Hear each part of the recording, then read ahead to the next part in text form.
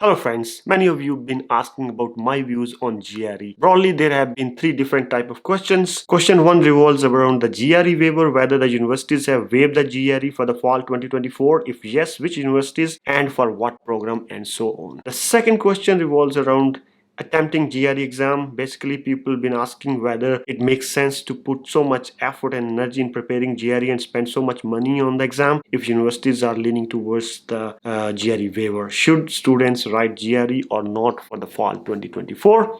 And the third question is about the competition in those universities that have waived the GRE. Some have even asked about the GRE optional universities, whether they should send their GRE score to the GRE optional universities. So let's talk about these one by one. For those who are for the very first time on this channel, my name is Uday and I have been advising students on study abroad since 2010. If you need a professional guidance to boost your chances of admission in your dream university, please feel free to fill up this admission counseling form that is linked in the description of this video and all of my recent videos, and I'll get in touch with you. Now let's talk about the GRE waiver first. Yes, many universities have waived the GRE condition completely, which means that you can apply to those universities without any GRE score. You don't need any GRE score. But there is a caveat.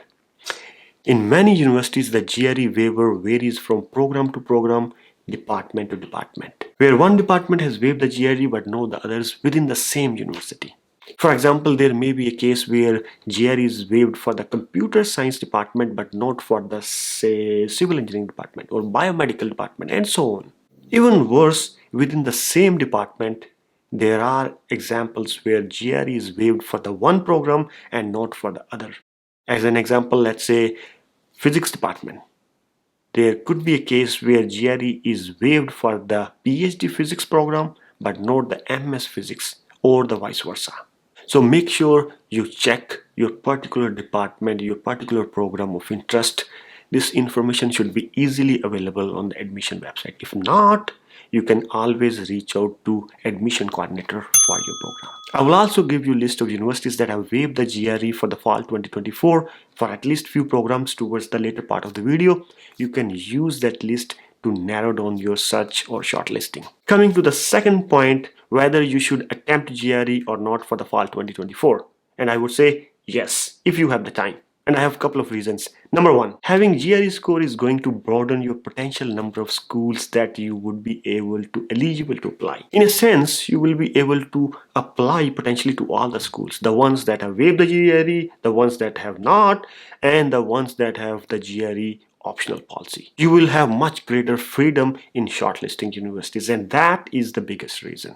Number two, in GRE required school, a high GRE score can give you an edge over the candidates with the low GRE. If you think you can score high on GRE, then you must attempt GRE. Number three, in GRE optional school, a GRE score can supplement your application. If you get high GRE, send it. If not, don't send it. Simple. So in total, I think writing GRE is only going to benefit you.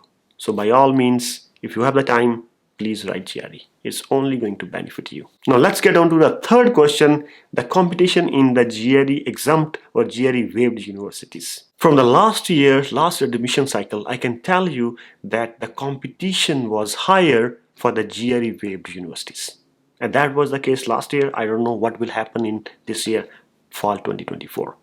And that makes sense because the GRE waiver allows many students to send their applications even they don't have the GRE score, and that was the case. So in a nutshell, if you are from the top university from your country, for example, in case of India, it's IITs, in case of Bangladesh, it's BUET or Dhaka universities, then you can think of applying to those GRE exempt universities. You have, in general, slightly higher chances of selection.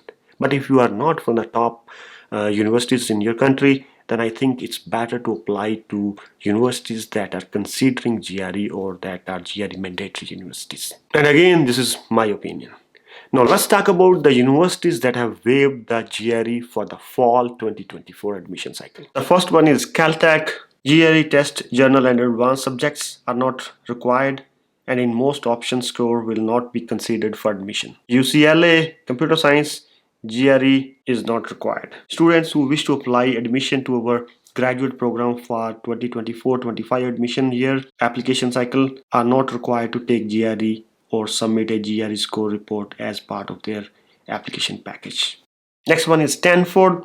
Stanford will not require GRE for admission for the 2024-25 academic year. However, applicants will have the opportunity to submit the optional GRE scores. This one is University of Massachusetts, and see, the GRE test is optional for MS program. Choosing not to submit GRE score will not harm any applicant's chances of admission. This one is MIT.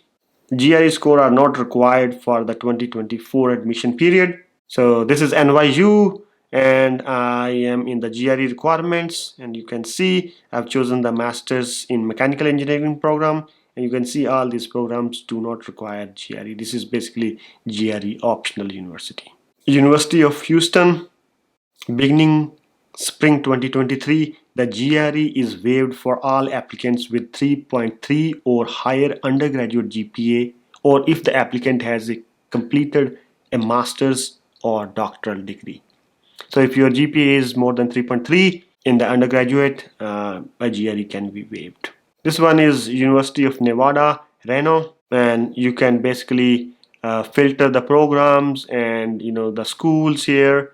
I just filter one engineering, computer science and engineering program, and it says GRE recommended but not required here. So these were only few universities.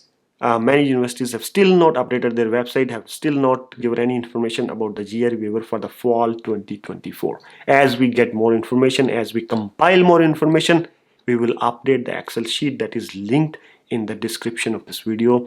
Do check that Excel sheet if you are interested. Now let's get to the juicy part of this video, the free giveaway, the free SOP review.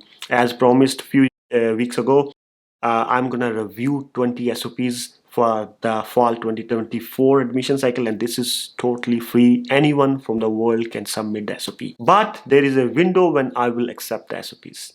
The window is from August 15 to September 10. So within that window you can submit your SOP, fill up this form and follow the directions.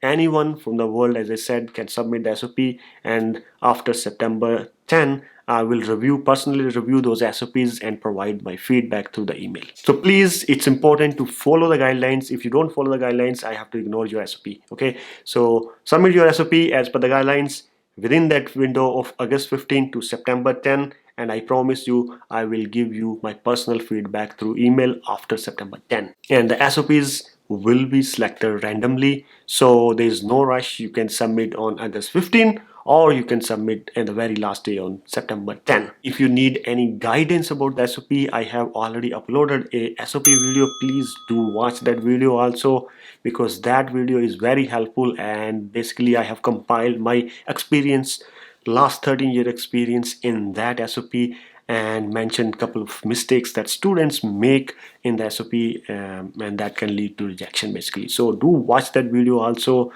before you submit your SOP. That's all for today. I hope this video is helpful. If you like this video, please do share it with your friends, family, parents, anyone who is interested. Thank you so much for watching this video and giving me your valuable time. I will see you next week. Take care. Bye.